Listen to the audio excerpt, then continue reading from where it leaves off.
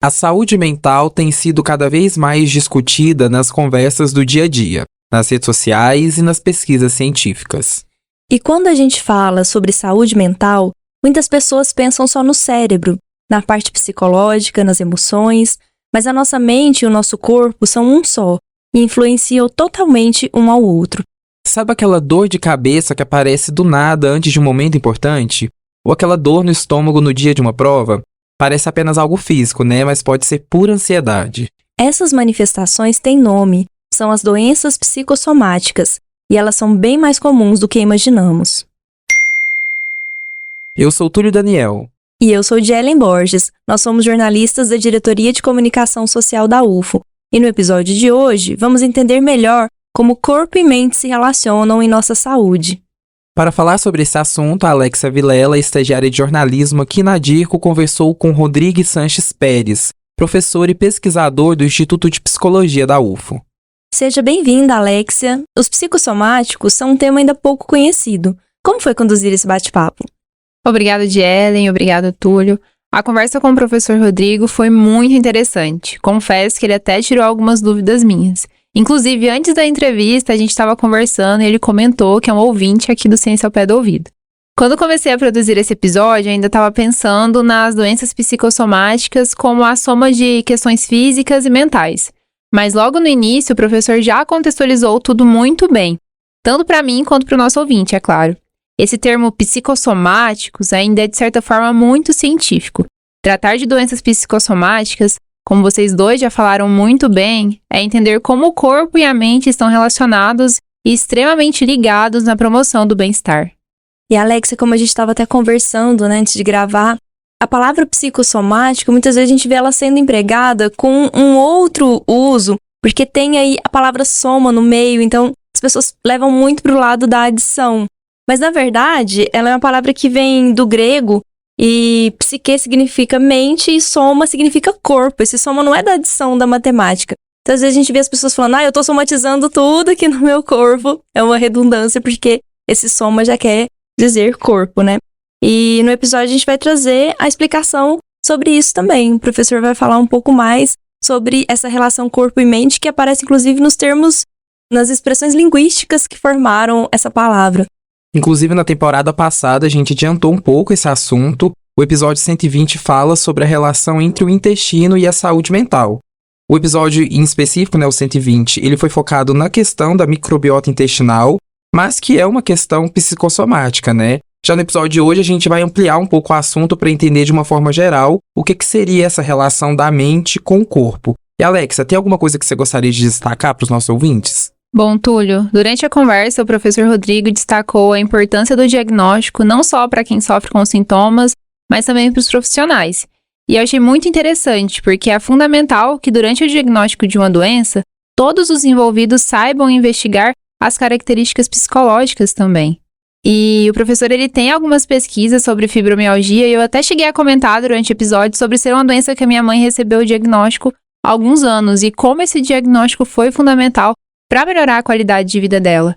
E, infelizmente, parte dessas doenças relacionadas ao psíquico não tem cura. Então, saber como conviver bem com elas, sem sombra de dúvidas, é muito importante. Sim, eu ouvi, né, a entrevista que antes a gente está gravando e eu acho que é uma questão importante que ele fala é justamente sobre essa questão do diagnóstico, né? Sobre o profissional entender que aqueles sintomas não são apenas físicos ou que estão sendo causados por questões mentais, e a forma que a pessoa vai receber essa informação para um tratamento conjunto. Para essa pessoa não ficar se sentindo mal, pressionada, por exemplo. Nossa, eu tô tão mal psicologicamente que agora até minha pele tá machucada, né? Eu acho que a gente adiantou muito aqui o assunto. Tá muito interessante, já deu para dar um gostinho. Então vamos ver a entrevista.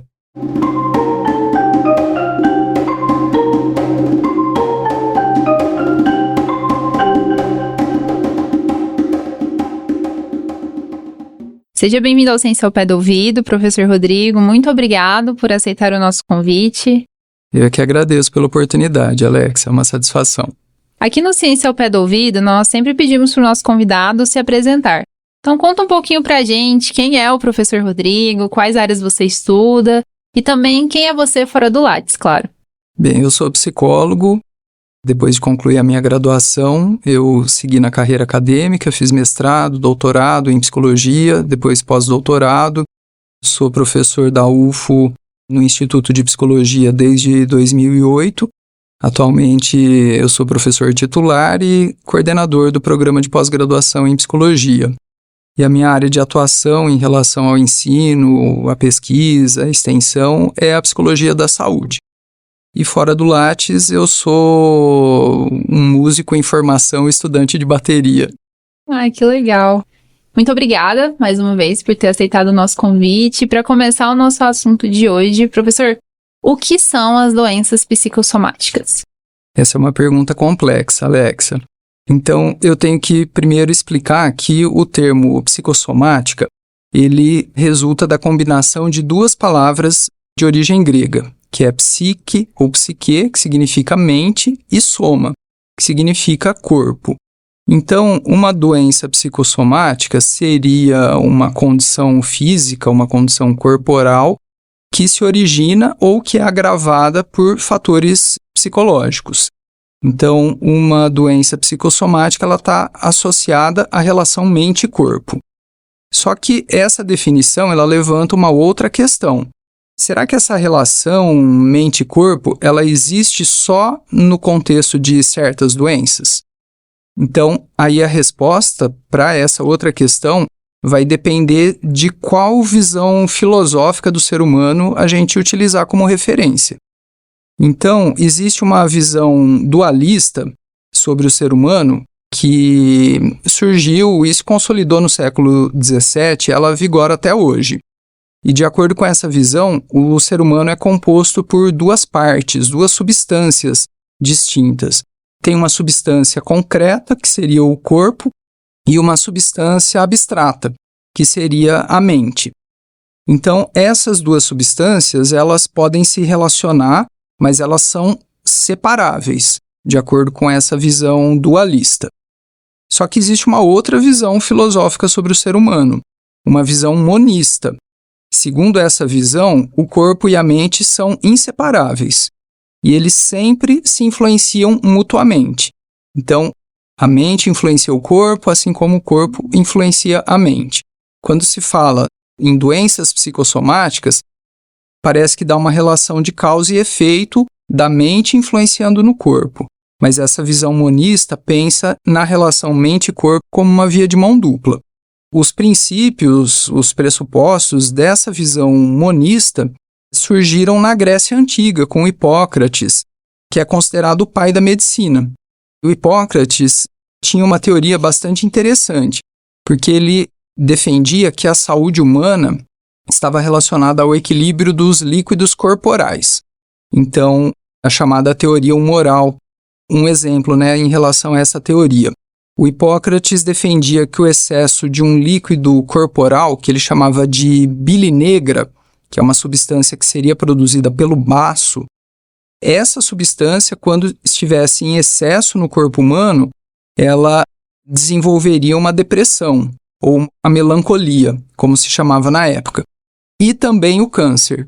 Então, essa teoria do Hipócrates é uma teoria que representa o primeiro registro, de um pensamento, uma formulação teórica sobre a relação mente e corpo.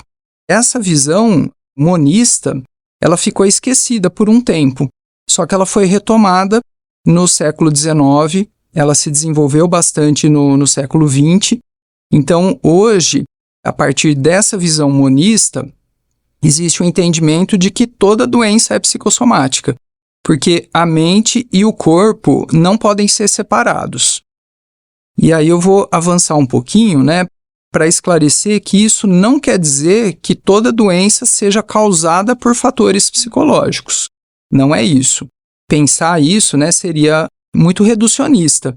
Então, hoje se sabe que o processo saúde e doença ele é multifatorial. Então, existem vários determinantes ali para esse processo. Então, são fatores que vão determinar se uma pessoa vai permanecer saudável ou se ela vai acabar adoecendo. Então, existem os fatores físicos ou orgânicos, até mesmo de ordem genética.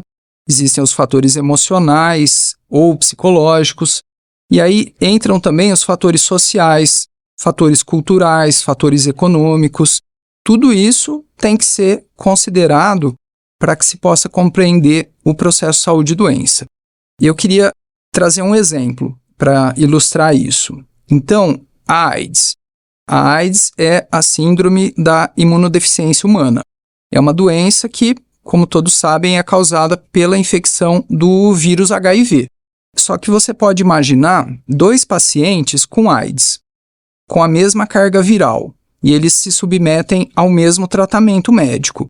Pode acontecer de um desses pacientes ter uma sobrevida muito longa e o outro não. E isso não pode ser explicado suficientemente a partir apenas de fatores físicos, porque nesses casos os fatores psicológicos e sociais vão desempenhar um papel importante. Então, isso nos ajuda, né, a pensar que o termo psicossomática hoje, ele não é um termo técnico para designar condições físicas ou orgânicas supostamente causadas por fatores psicológicos. Se usa mais o termo psicossomática para falar de um campo científico interdisciplinar que reúne a psicologia, a medicina e outras ciências para estudar a relação mente-corpo. Então, eu acho que toda essa explicação é importante para a gente contextualizar o tema. Sim, acho bem importante a gente seguir agora as próximas perguntas com essa ideia, né, de como levar mais em consideração essa relação entre mente e corpo. E a gente está vivendo um mundo cheio de cobranças, em um ritmo muito acelerado. Eu mesma falo assim, como estudante, confesso que é difícil não ficar nervosa antes de uma entrega de um grande trabalho, o fim do semestre, a época de provas.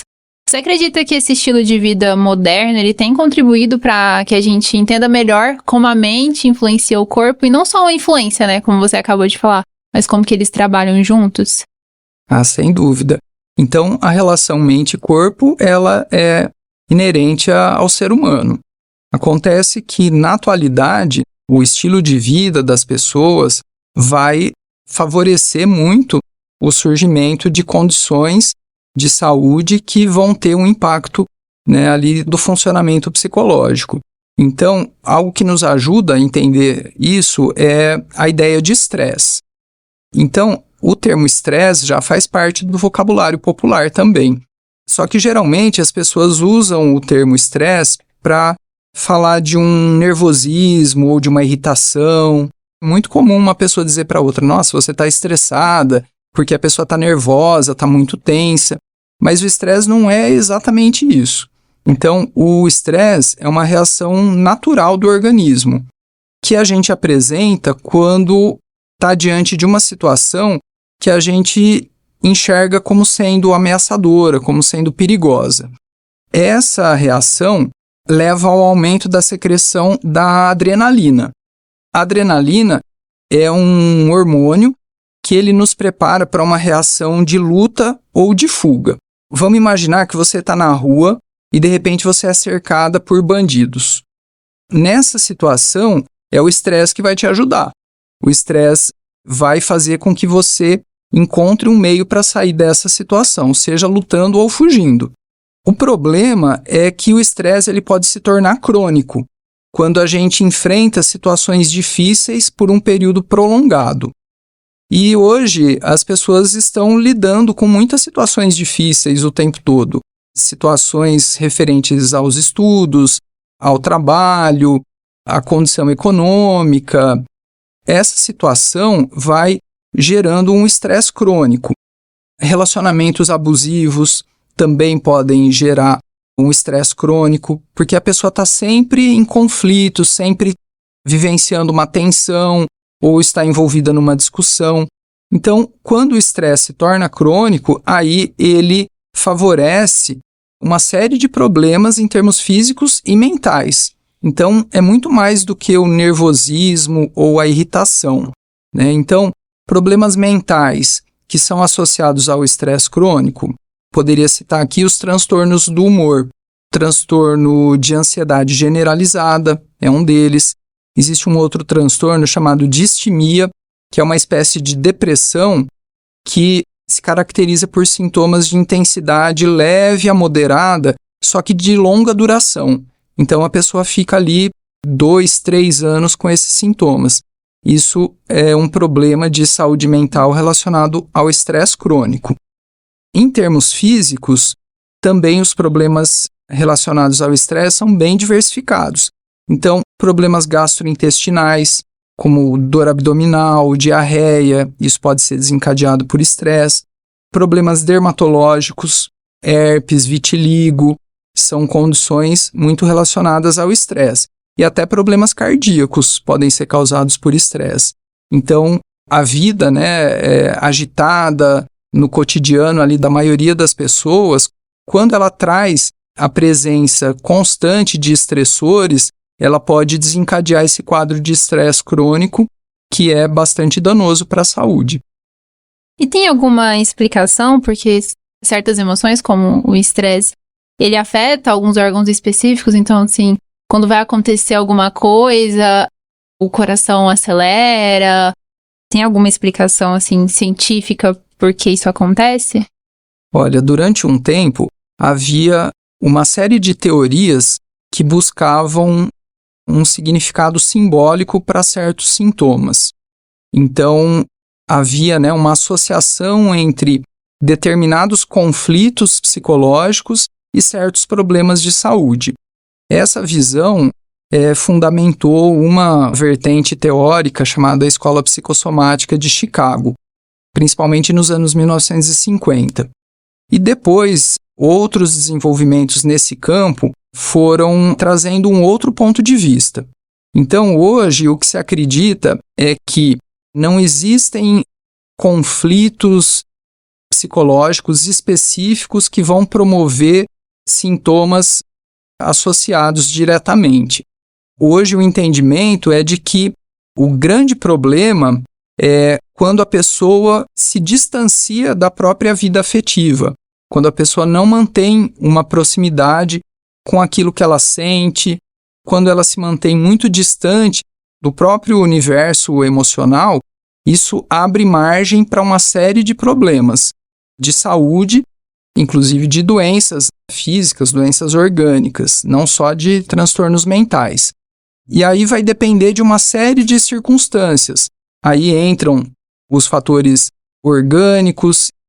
Se a pessoa tem uma predisposição genética, ela pode desenvolver uma doença ou outra, e depende também muito da duração desse quadro. Então, quanto mais tempo a pessoa se mantém distante da sua própria vida sentimental, dos seus próprios sentimentos, das suas emoções, ela vai se tornando mais suscetível a desenvolver problemas de saúde cada vez mais graves. Então, hoje, essas explicações que antes relacionavam determinadas doenças a certos conflitos, é uma visão que ainda é relativamente difundida, mas ela é considerada superada já. E quando uma pessoa passa por vários médicos, faz inúmeros exames e não descobre a causa física para os sintomas, como é que ela chega ao diagnóstico e como o profissional ele pode atuar para ajudar que seja compreendido o que está acontecendo? O diagnóstico de uma doença psicossomática, ele não é um diagnóstico técnico, não é um diagnóstico formal, reconhecido. Às vezes acontece da pessoa passar por vários profissionais de saúde, vários médicos, fazer vários exames e não identificar nenhuma alteração orgânica. Então, quando isso acontece, é muito provável que exista ali um componente emocional que está atuando e está impactando no funcionamento orgânico. Então, nesses casos, o profissional de saúde ele deve recorrer a um tratamento multidisciplinar. Pode ser necessário ali um tratamento médico, um acompanhamento psicológico e pode ser necessário também incluir outras especialidades para um plano terapêutico mais integral. Então, essa é a principal recomendação para os profissionais de saúde. O que o profissional de saúde não deve fazer é dizer para a pessoa assim, olha, eu acho que você tem um problema psicossomático, ou eu acho que isso é coisa da sua cabeça. Isso, em geral, faz com que a pessoa se sinta incompreendida e, às vezes, até faz com que ela se sinta culpada, porque ela pode começar a pensar que ela está adoecida porque ela é desequilibrada mentalmente ou porque ela é louca. Então, o profissional de saúde, ele pode tentar sensibilizar o paciente para que ele possa aceitar um atendimento psicológico dentro do seu plano terapêutico com esse cuidado de se mostrar empático, se mostrar compreensivo e sem culpabilizar o paciente por aquilo que ele está vivenciando, porque isso é uma coisa muito improdutiva no campo da saúde. E quando os sintomas aparecem, qual a melhor forma de tratamento? Assim, é importante, além de controlar os sintomas, procurar identificar os padrões que estão por trás disso, né? Sim. Numa proposta de tratamento multidisciplinar, cada profissional de saúde vai atuar dentro da sua área. Então, eu vou dar um exemplo para você aqui.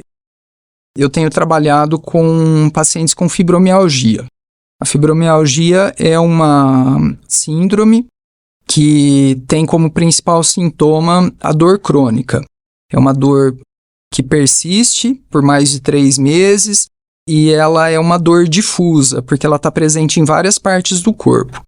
E a esse sintoma, geralmente se associam outros, como fadiga, também alterações do sono, alterações da memória, e a pessoa faz exames, pode fazer exames laboratoriais, exames de imagem, e esses exames não acusam nenhum tipo de alteração. Então, não se sabe até hoje, né, o que causa a fibromialgia exatamente, né? Mas é uma condição que evidencia muito essa relação de fatores biológicos, psicológicos e sociais. Então, o tratamento, ele vai ser também necessário ali que se desenvolva numa perspectiva multidisciplinar. Então, pode ser que a pessoa precise tomar medicamentos para o controle da dor, mas ela pode ter também uma recomendação para fazer fisioterapia, que é algo que pode ajudar. Acupuntura também. A acupuntura pode ajudar na questão do relaxamento e pode evitar ali também um outro problema nas articulações, nos músculos. E a psicoterapia também é indicada nesses casos, né? Então, a psicoterapia vai ajudar a identificar questões emocionais que podem estar ali, não de uma forma isolada, mas atuando em conjunto com os outros fatores para determinar a ocorrência desse problema de saúde. A minha mãe foi diagnosticada com fibromialgia, foi durante a pandemia, se eu não me engano. Ela já tinha alguns outros problemas na coluna, mas a médica não conseguia achar. Fazia vários exames de imagem, não conseguia descobrir o que era. E aí começou um tratamento para dor, mas pensando nessa questão de que poderia ser algo a mais do que uma hérnia de disco, alguma coisa assim. E aí foi quando a médica descobriu que era fibromialgia e aí finalmente conseguiu começar um tratamento que promovia um bem-estar realmente. Não era tomar um anti-inflamatório, um analgésico ali naquele momento e quando passava o efeito voltava, né? Interessante você comentar isso, porque é uma condição que tem sido diagnosticada com maior frequência, conforme os profissionais de saúde vão tomando mais conhecimento sobre a fibromialgia, porque é uma doença relativamente nova. Pelo menos a descrição moderna dela é nova. Então, muitos profissionais de saúde ainda não conhecem, não sabem exatamente o que é, e aí então começa a tratar a pessoa achando que é um problema e que, na verdade, acaba sendo outro, né? Porque a fibromialgia ela está relacionada a dores que não têm uma origem inflamatória. E às vezes a pessoa começa a tomar um anti-inflamatório e não resolve. É uma questão bem mais complexa que isso, né? Então, vai demandar um tratamento prolongado e aí o componente psicológico também vai ser importante. Bem interessante isso. Quando a gente descobriu, né, que era isso, é impressionante como após o diagnóstico as coisas mudam, porque realmente quando acontecem alguns fatores que afetam mais emocionalmente, ela sente mais. E agora ela já consegue identificar, então não é mais só essa questão de tratar os sintomas, mas de conseguir identificar quando vão vir para já saber também o que é o melhor a ser feito. Já ouvi falar várias vezes que estamos enfrentando uma epidemia global de ansiedade e, segundo a OMS, quase 330 milhões de pessoas no mundo têm transtornos ansiosos. Quais são os impactos da ansiedade que a gente tanto fala no dia a dia? Você acabou de falar sobre o estresse também, no nosso corpo, assim, diretamente. Bem, a ansiedade, como o estresse, não é um problema por si só. A ansiedade também é algo que o ser humano experimenta diante de situações, não só que ele considera que são ameaçadoras, mas situações ali sobre as quais ele fica imaginando cenários possíveis de como as coisas vão acontecer. Então, é uma expectativa relacionada ao futuro que está ali no centro da ansiedade. E hoje, né, assim, as referências que a gente tem, hoje em dia, elas são muito flexíveis. Se a gente for pensar algumas décadas atrás, né, as pessoas tinham ali um único emprego a vida toda. Começavam a trabalhar numa área e iriam trabalhar nessa área até se aposentar. Ou também o mesmo acontecia com os relacionamentos ou com o domicílio, a pessoa morava sempre na mesma casa. Então, havia uma série de referenciais mais estáveis. E hoje a vida é muito mais dinâmica e isso pode ajudar a entender por que as pessoas se sentem mais ansiosas, porque as coisas estão mudando muito rapidamente o tempo todo. Então, ninguém sabe ao certo como vai ser o dia de amanhã e isso é algo que contribui muito, né, para a ansiedade.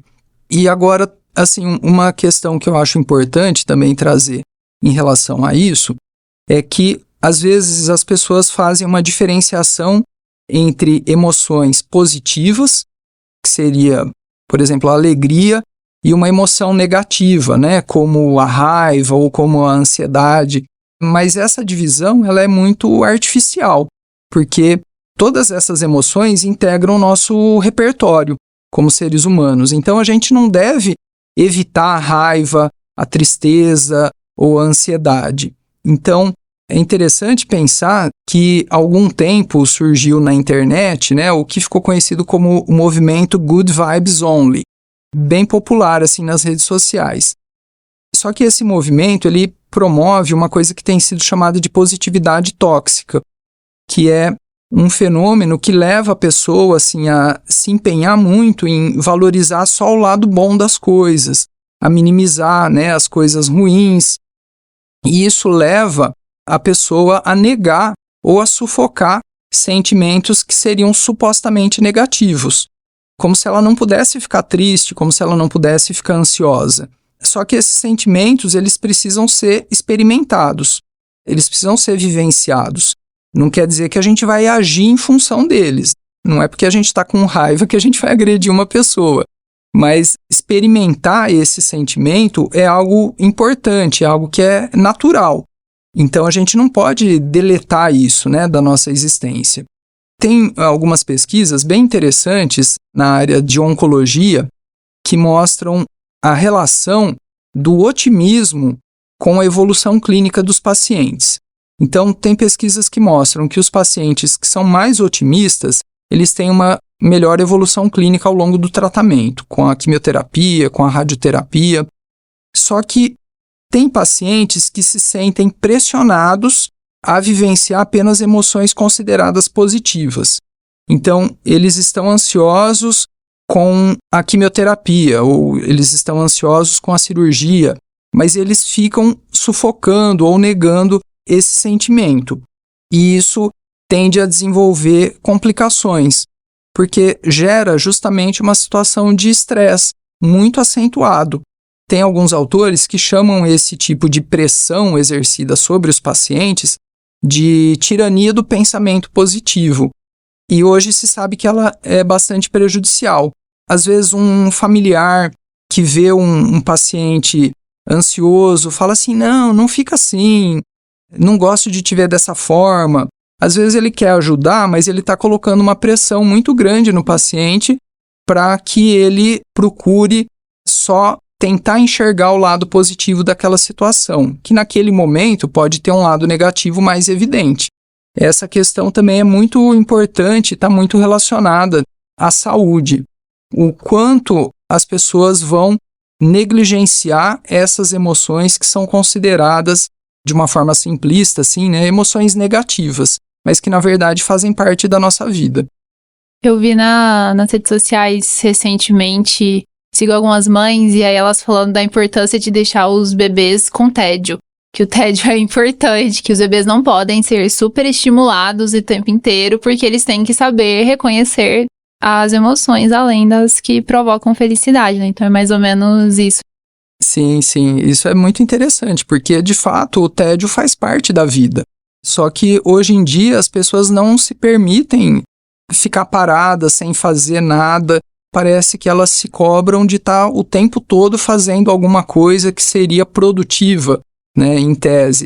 Então, isso acaba gerando um funcionamento físico e mental muito acelerado e muito disfuncional mesmo, né? Então, é algo que compromete a saúde. Então, o tédio é um sentimento também que faz parte do nosso repertório. Em determinados momentos, a gente vai se sentir dessa forma. E é natural, e isso vai passar, e se por acaso não passar, é algo que pode ser tratado, pode eventualmente ocupar ali um lugar central no quadro clínico de algum transtorno mental, por exemplo, mas não é algo assim de que a gente vai se livrar simplesmente negando ou deixando esse sentimento ali como se tivesse enterrado. E, infelizmente, ainda tem muito preconceito em torno de todo esse assunto de saúde mental. Como você comentou, tem gente que ainda fala que é só coisa da cabeça, como se coisa da cabeça não fosse importante. E como que a gente pode ajudar, de certa forma, a desconstruir esse olhar e passar a encarar o cuidado com a saúde mental como parte essencial da saúde como um todo? Da mesma forma que a gente cuida da saúde física, faz caminhada, vai na academia, também ter essa atenção ao cuidado com a saúde mental. Eu tenho a impressão que com a pandemia de Covid, as pessoas começaram a prestar mais atenção para a saúde mental. Então, foram muitos os problemas de saúde mental associados à pandemia, aquela incerteza toda que foi vivenciada, né, em função da disseminação descontrolada do vírus, também em função das medidas de distanciamento ou de isolamento social. Tudo isso impactou muito na saúde mental das pessoas no mundo todo. Então, as pessoas começaram a olhar mais para isso. Então, eu acho que hoje as pessoas têm um pouco mais de consciência sobre a importância, né, de cuidar da saúde mental. Mas aí a gente pode perguntar, né, como cuidar da saúde mental? Claro que em muitas situações é necessário um tratamento psicológico, né? Então, a psicoterapia é uma possibilidade importante. Em muitas situações ela é indicada. E tem outras coisas, né, que a gente pode fazer também para cuidar da nossa saúde mental. Uma coisa assim que eu acho muito válida, né, e que tem a ver com a visão mais contemporânea, né, sobre a relação mente e corpo, é procurar sempre se manter próximo das próprias emoções. E aí, algo que pode ser interessante nesse sentido é o recurso à arte. A música, o cinema, a literatura. Essas linguagens artísticas, elas, além de serem prazerosas, né, elas trazem um benefício que é de nos conectar com aspectos, né, da nossa vida emocional que às vezes eles ficam em segundo plano, né? Então, a arte pode ajudar muito como uma medida preventiva.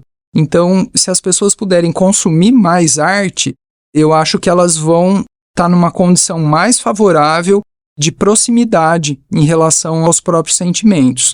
E aí, então, eu acho que a gente acaba, né, lembrando daquela expressão, né, bastante popular, mente sã, corpo são. Claro que não é uma garantia.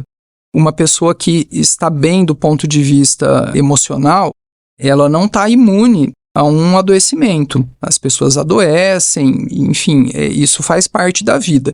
Mas uma pessoa que se encontra bem do ponto de vista psicológico, e aí um bom indicador disso é esse contato com as próprias emoções, ela vai estar um pouco mais protegida. Então, acho que cuidar da saúde mental tem muito a ver com isso. Manter essa proximidade com as próprias emoções. E quando a pessoa sentir que não está dando conta disso, né, então aí o auxílio psicológico pode ser importante.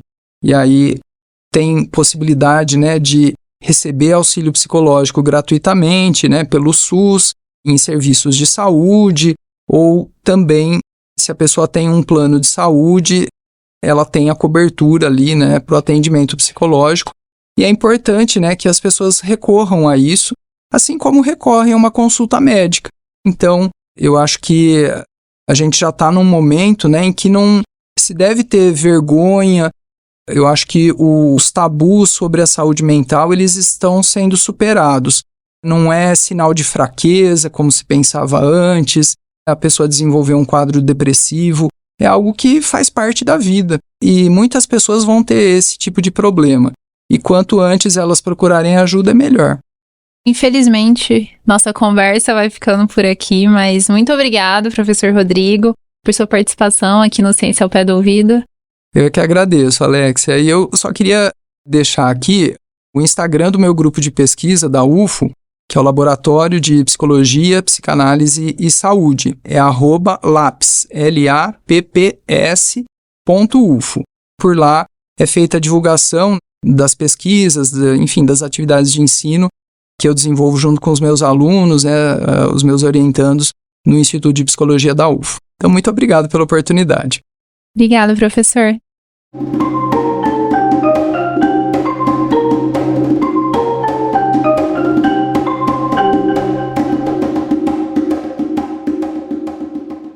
Muito obrigada, Alexia e Rodrigo, pela entrevista. E você, ouvinte, não se esqueça de seguir a gente nas redes sociais para acessar outros conteúdos que preparamos para você. Estamos no X, antigo Twitter, @aopédoouvidopod, e claro, nas redes sociais oficiais da UFO. Não deixe de nos avaliar. Se você nos ouve pelo Spotify, deixamos uma caixinha aqui embaixo. Conta nela pra gente o que vocês acharam desse episódio. Quer perguntar algo, mandar um recado ou indicação pra gente, é só enviar um áudio para o nosso WhatsApp. Nosso número é 349-9948-4655. Repetindo, 349-9948-4655. Muito obrigado por nos ouvir até aqui e até a próxima semana. O Ciência ao Pé do Ouvido é o podcast da Divisão de Divulgação Científica da DIRCO, a Diretoria de Comunicação Social da Universidade Federal de Uberlândia. Produção, entrevista e divulgação nas mídias sociais desse episódio foram feitas por Alexia Vilela, estagiária de jornalismo. A apresentação e supervisão do roteiro ficaram comigo, de Ellen Borges, e com meu colega Túlio Daniel. Nós somos jornalistas da DIRCO. A comunicação imagética foi feita pela Maria Medeiros, estagiária de design. A principal transição sonora é composição do percussionista Eduardo Fraga Túlio, que é pesquisador e professor de música aqui na UFO. A captação de áudio foi feita por Euler Reis. Edição, montagem e finalização são do Márcio Gama. A direção de comunicação social da UFO é da professora e pesquisadora Ana Spanenberg. O Ciência ao Pé do Ouvido tem apoio da Fundação de Amparo à Pesquisa do Estado de Minas Gerais, a FAPEMIG. Voltamos na próxima terça-feira. Até mais!